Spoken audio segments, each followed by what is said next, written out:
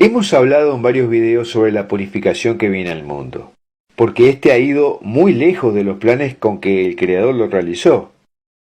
Pero ¿cuál es la mayor señal que nos indica que la purificación está viniendo sobre nosotros?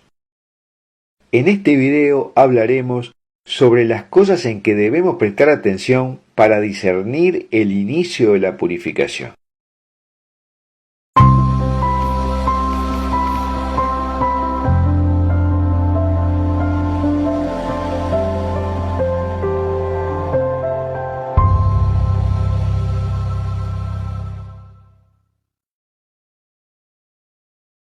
Estamos actualmente viendo el cumplimiento de una de las señales principales del fin de los tiempos. Señal que el Señor nos la indicó diciendo que habría muchos falsos cristos y falsos profetas en el momento de la gran tribulación. Y esto lo podemos observar en Mateo 24:24 que dice así: porque surgirán falsos cristos y falsos profetas que harán grandes señales y prodigios, capaces de engañar, si fuera posible, a los mismos elegidos.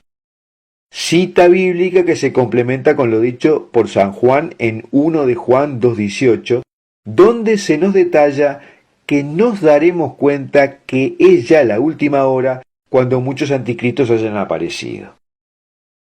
Es decir, que estaremos a las puertas del fin de los tiempos cuando haya una gran cantidad de personas que sigan o se hayan dejado seducir o engañar por falsos cristos o falsos profetas, quienes les proporcionarán falsas doctrinas o ideologías totalmente apartadas de la única fe verdadera que nos dejó Dios con su santa palabra. Porque el anticristo mayor solo podrá gobernar gracias a los anticristos y falsos cristos que hay actualmente en la sociedad civil, incluyendo incluso a un gran porcentaje de católicos, así como en el ámbito eclesial, o sea, entre los mismos consagrados dentro de la iglesia fundada por Dios. Estos anticristos son los que terminarán por acelerar el cumplimiento de estas profecías. Esta es la tesis central del estudioso de las Escrituras y la escatología Sergio Martínez Rojas para Foros de la Virgen María. La mayoría de la gente se enfoca en pensar en quién o cuándo aparecerá la persona del anticristo, pero no toman conciencia, aunque suene un poco duro, que sólo aparecerá gracias a la tremenda pérdida de fe o abandono de ésta por la gran mayoría de la humanidad.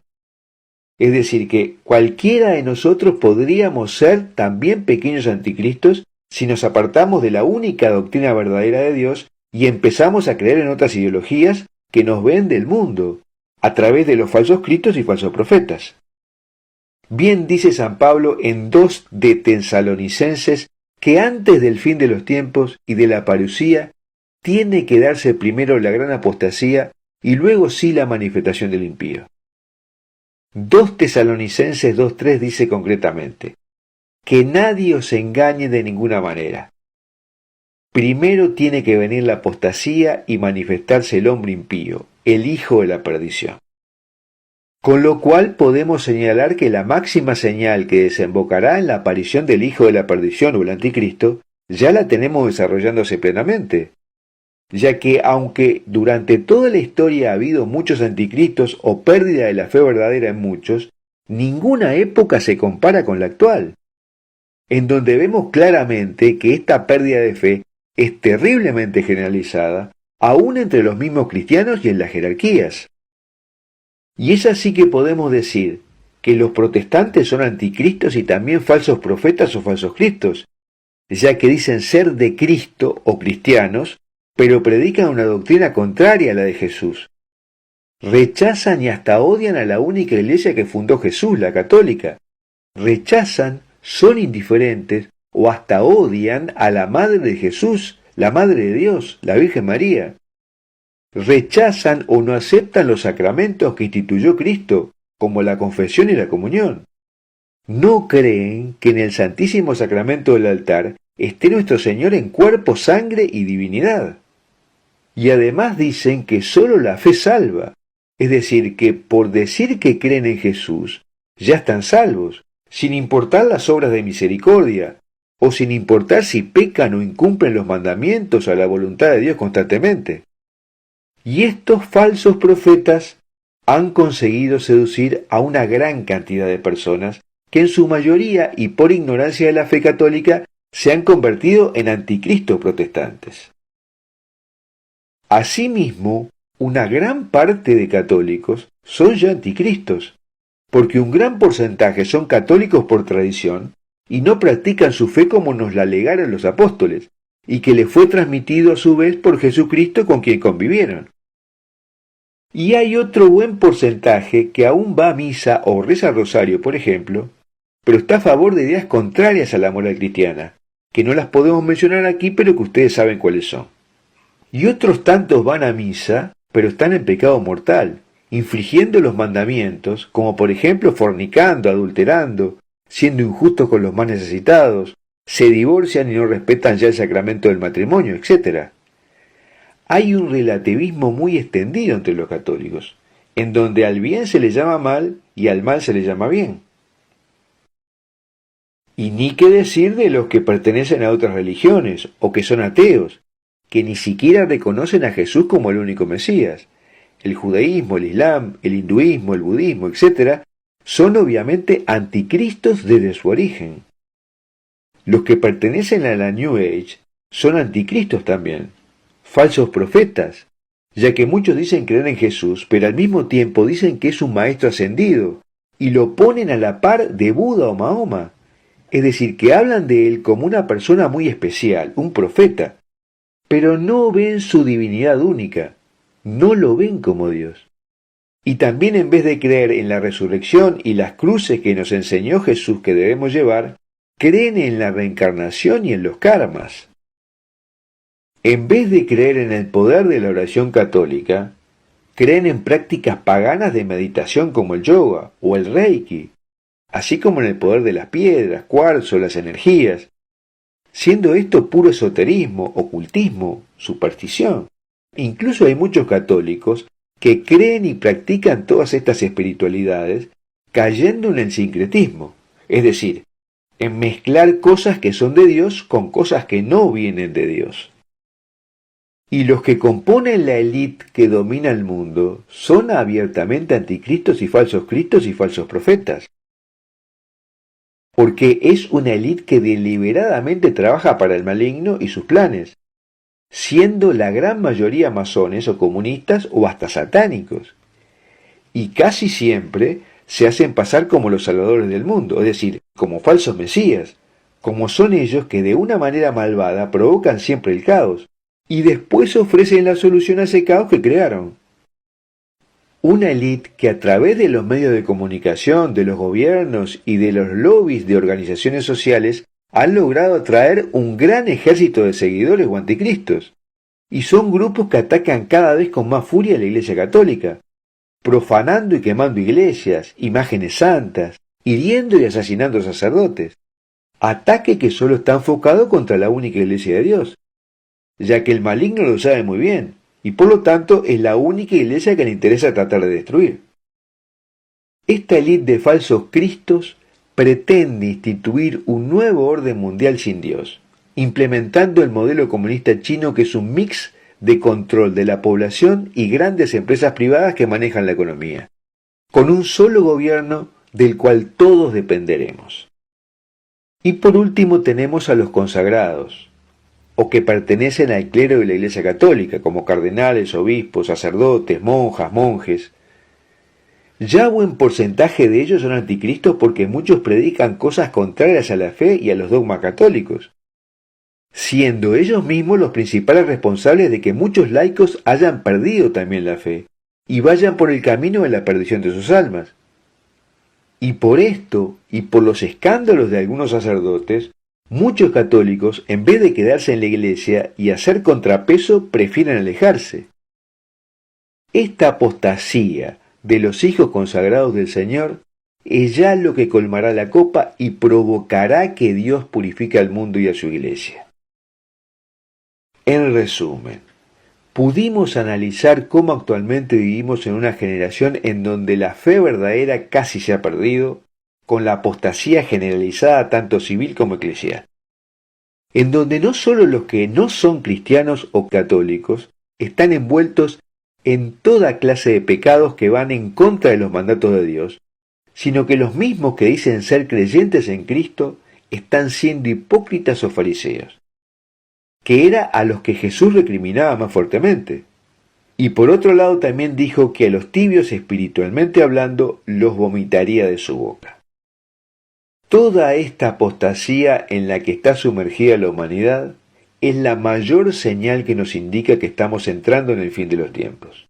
Y esta pérdida de fe en todos los ámbitos de la sociedad será la que le facilite al anticristo mayor el camino para que haga su aparición y ataque y persiga al pueblo de Dios que todavía le es fiel. Pero aunque parezca lo contrario, esta es una buena noticia, porque si no hay purificación de la humanidad, no sucederá el triunfo del Inmaculado Corazón de María. No habrá un nuevo Pentecostés, ni veremos una era de paz. Y por eso nuestras oraciones para que los pecadores se conviertan deben ser de la máxima prioridad. Bueno, hasta aquí lo que queríamos hablar sobre cuál es la mayor señal que nos indica la cercanía a la purificación. El mundo está entrando en una etapa en que reinarán el engaño, la mentira y la confusión. Y esto nos requerirá una comunicación más estrecha con Dios, y que cultivemos un tipo de oración apropiado para estos tiempos. En este video hablaremos sobre cuál es el tiempo que se abre delante nuestro, qué tipo de situaciones sucederán en el mundo y cómo debemos orar para estar protegidos, estar bien informados y apoyar la conversión de nuestros seres queridos.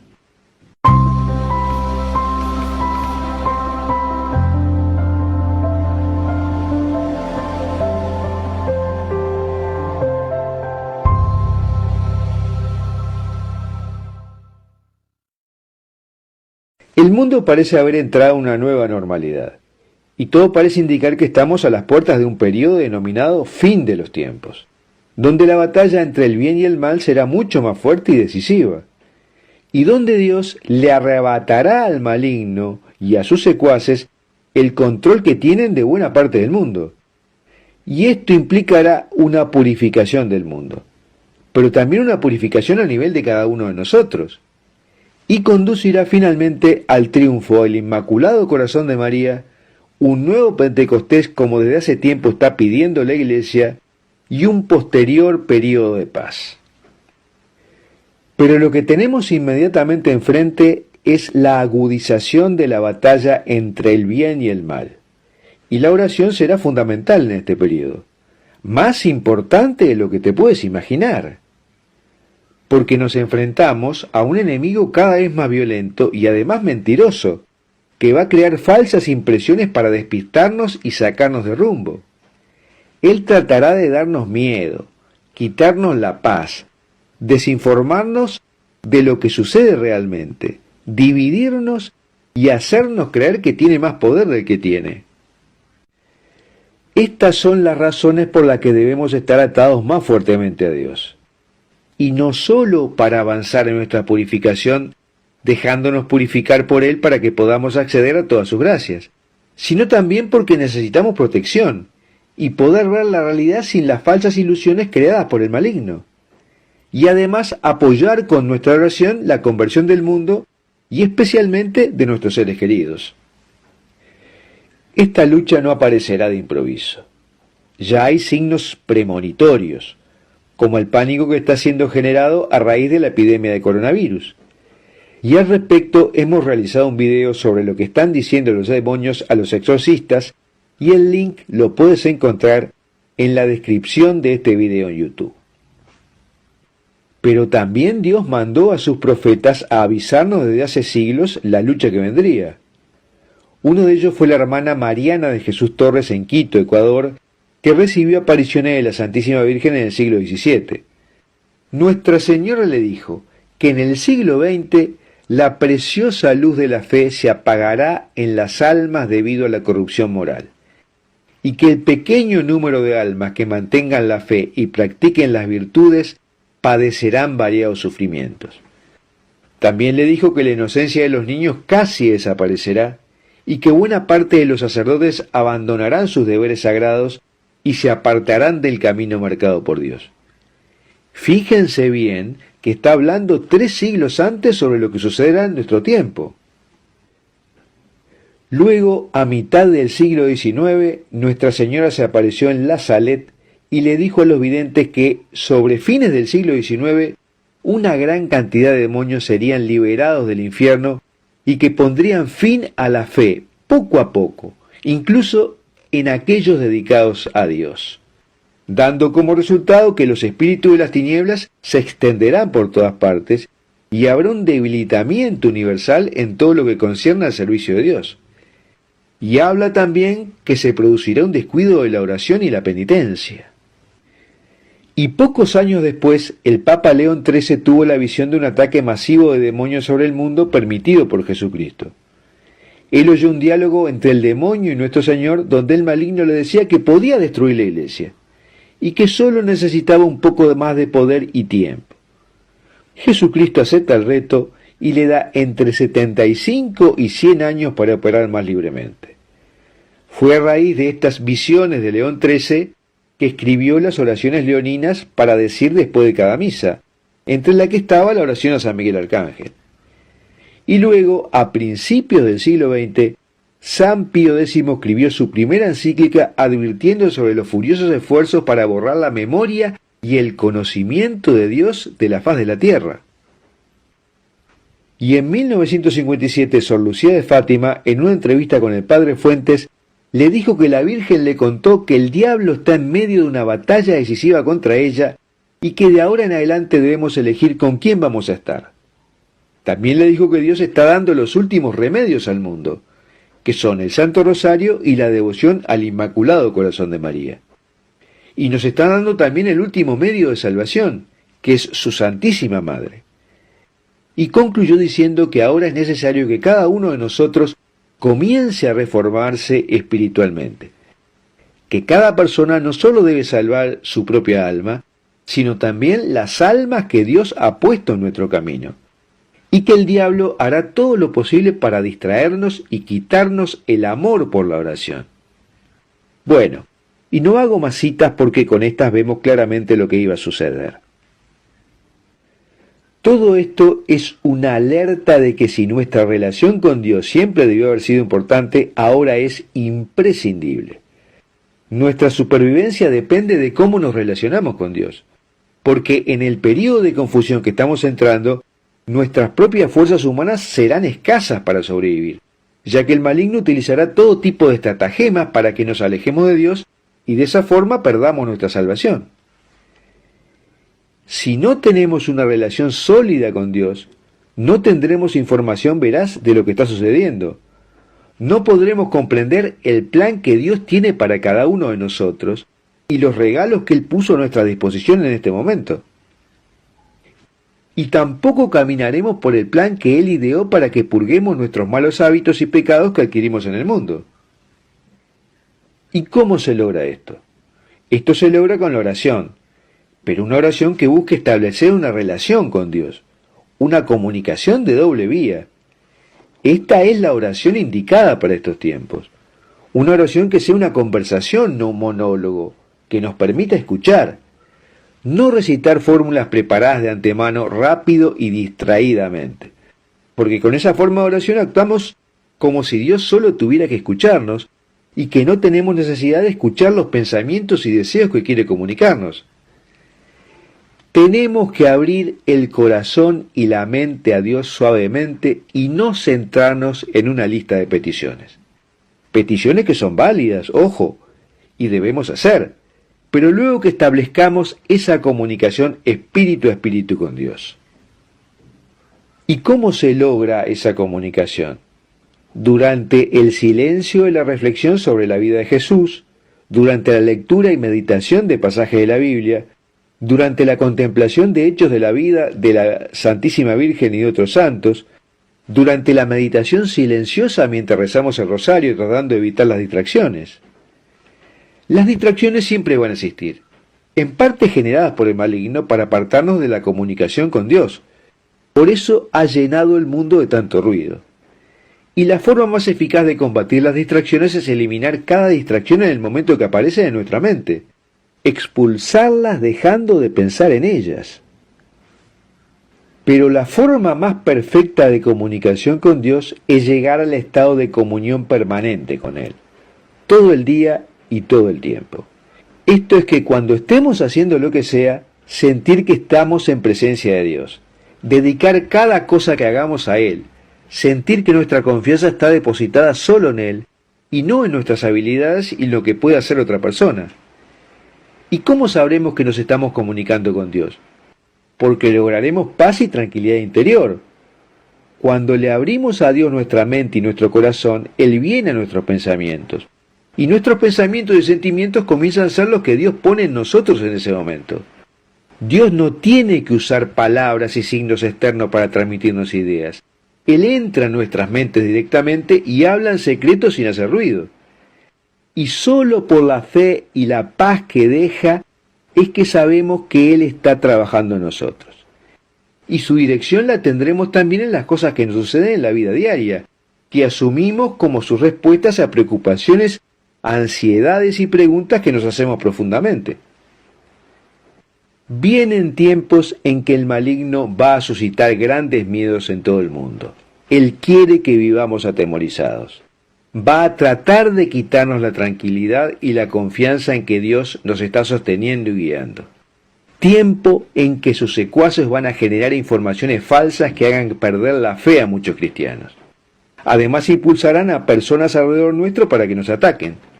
Y la única manera de mantenernos en la fe y eliminar el temor será el establecimiento de una comunicación profunda con Dios de la manera que hemos mencionado.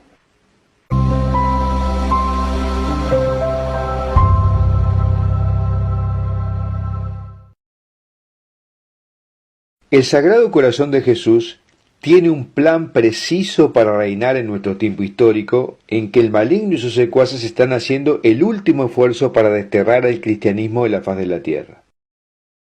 Este plan lo ha comunicado de diversas formas en los últimos 4 siglos, y hoy lo estamos comprendiendo en toda su dimensión. En este video te vamos a contar cuál es el plan que tiene el Sagrado Corazón de Jesús para gobernar en el mundo y erradicar los ataques del maligno en nuestro tiempo histórico.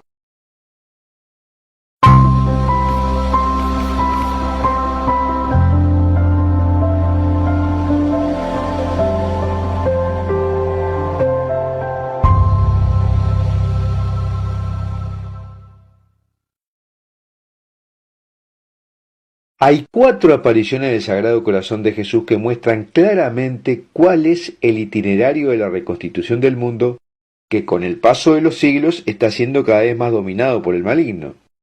Jesús se le aparece a Santa Margarita María de Alacoque en Francia en 1673. Luego al Beato Padre Bernardo de Hoyos en 1733.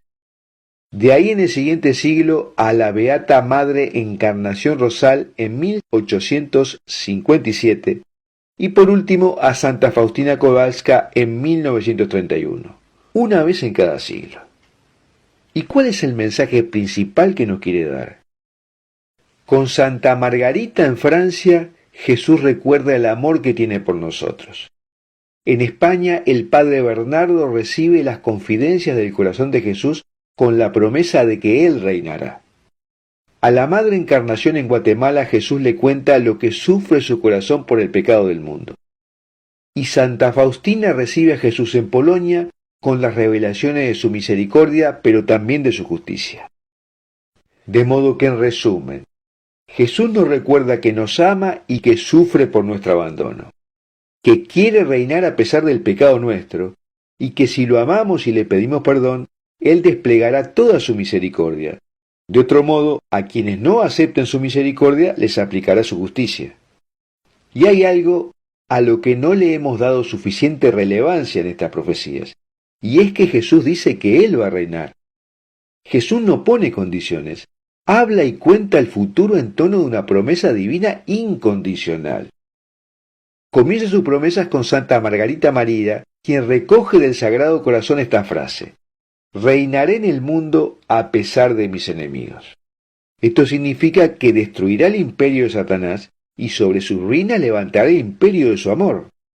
Pero además dice Jesús que Él va a reinar en España con más y mayor devoción, y lo hace sin colocar condiciones nuevamente.